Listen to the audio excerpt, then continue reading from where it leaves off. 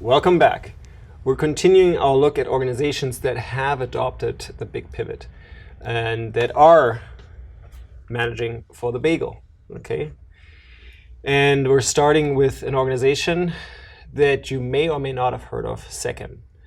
It's an Egyptian business, social enterprise, okay?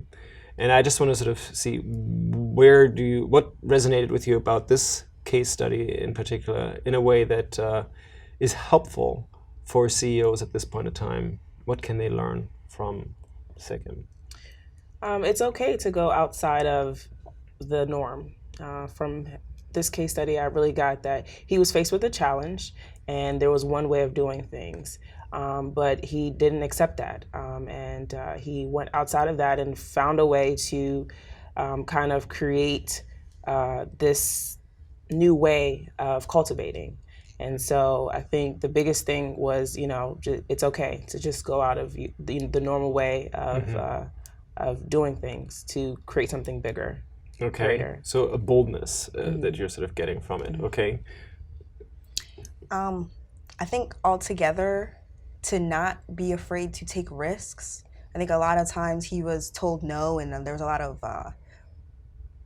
rocks in his path to see his vision all the way through. And I think that he was persistent, I guess. I said this before. He was very persistent and not letting anybody take away his vision, and in terms of achieving it in his way. What's his vision? What is Sekem standing for? What's the point of this organization? He wanted to tackle environmental issues and serve a healthy environment, from my understanding. Increasing the fruitability of crops in Egypt, or just expanding them. I believe there was a certain percentage of Egypt that was only able to be cultivated, and he wanted to expand that.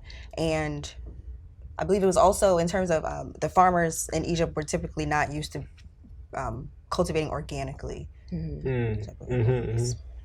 Right. What does Sekem stand for? What does the word mean?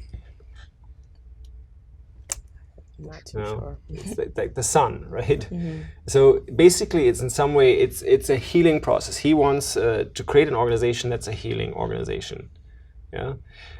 If you look at the agriculture situation there, much of agriculture, of traditional industrial agriculture, does hurt the environment, right? It does not restore and regenerate the soil, and actually makes it harder to grow things. And he had learned about a way, biodynamic agriculture, that could restore the land and could create crops that are actually very healthy for nature and for people, right?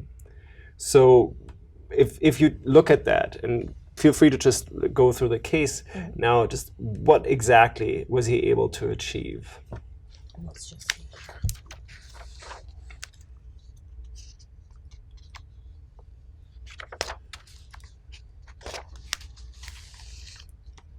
Biodynamic cultivation. He said, what was he able to achieve? Right. So right here it says he definitely secured a piece of desert, enough to begin his efforts. First 3 years developed to infrastructure preparation.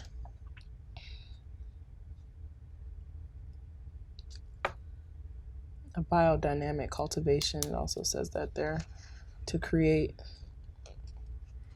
I'm talking about that organic process, yeah.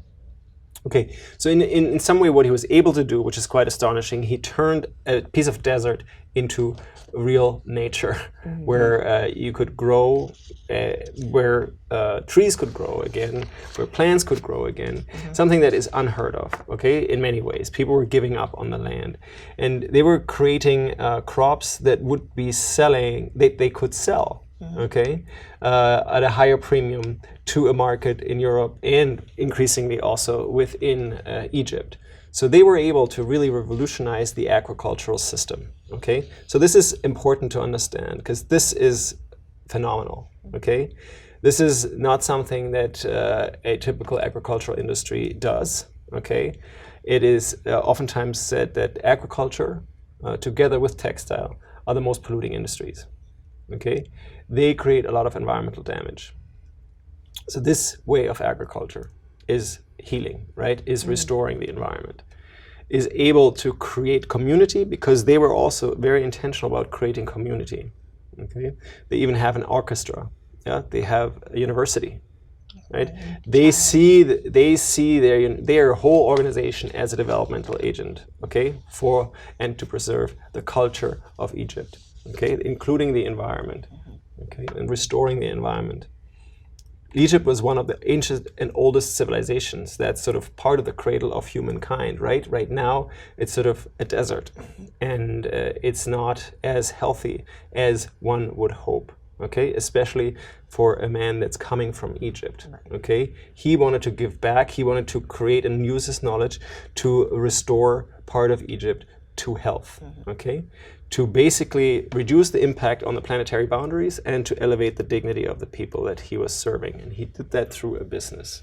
Okay. But he got a lot of lashback, and like he didn't get as much people initially when he wanted to start this business. But if this is something that was going to help, you know, the land, why was he getting so much resistance, you know, initially?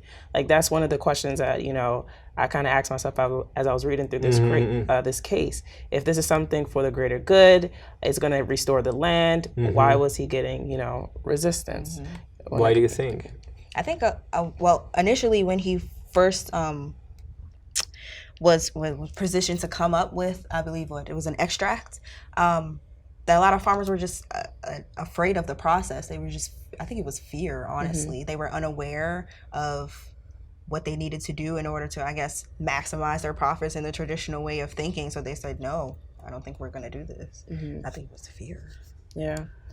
Yeah, and I think, you know, what people value as far as, you know, investing in things.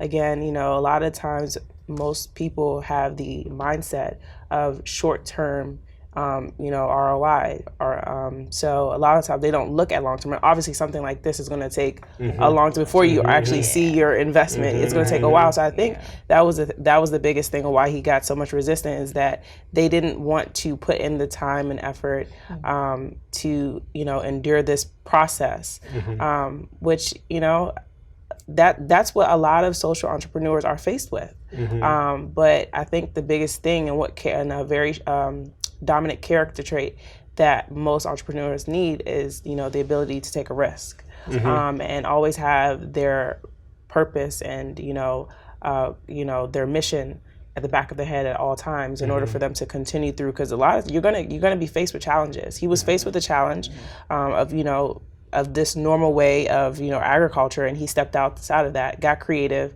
and created something amazing. And so I think that's something, you know, great that he was able to do, even through all the challenges and resistance that he had. I think even in the case it said he had the process was, I think it was stalled for a year because the government or something had to make sure that the organic procedures were okay. So I think that boundary, I mean, that another rough patch. Right, the army came in, etc. He definitely had to keep his drive in mind. Yeah, and in some way, I think we're talking about risk as, for him, maybe it wasn't risky, right? Because it was the only way he could do it. He knew it worked. He hadn't yet figured out how to convince other people to support him, right? So in many ways, the technological piece is not so difficult oftentimes. And colleagues of mine would say, we have all the solutions that we need to face the problems that we have in terms of climate change and everything else. We have the technologies.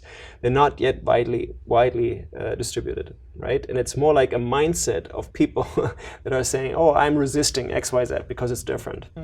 I'm resisting biodynamic farming and agriculture because it's different from what I know, right? I'm resisting electric cars because I don't get the mileage of whatever. And maybe that's true, maybe that's not true, right? So there's a lot of that kind of resistance, and in that sense, they are educators, right? That many of these successful social entrepreneurs, they're long-term, mission-oriented educators. They're almost missionaries, okay?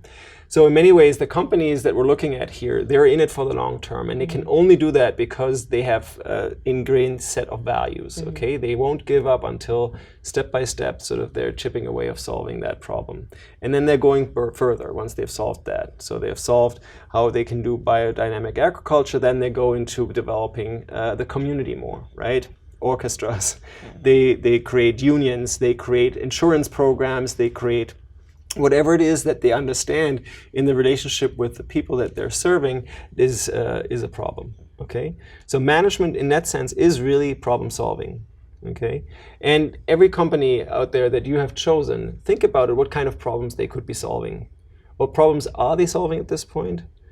And whether they can solve bigger ones, more grander global challenges, and how they approach it. One of the biggest takeaways possibly here from this case and others is the co-creation piece, right?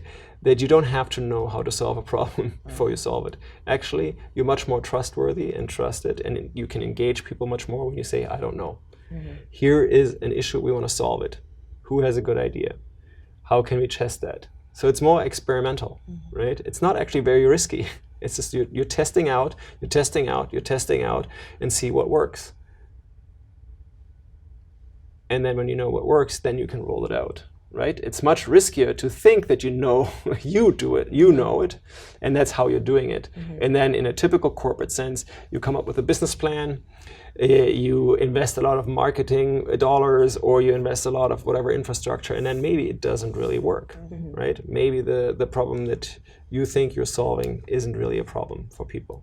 Okay, and we have a lot of these gimmicks out there as products and services that actually nobody really needs, because most of the folks are thinking with these other kind of glasses, with the model of the sandwich here,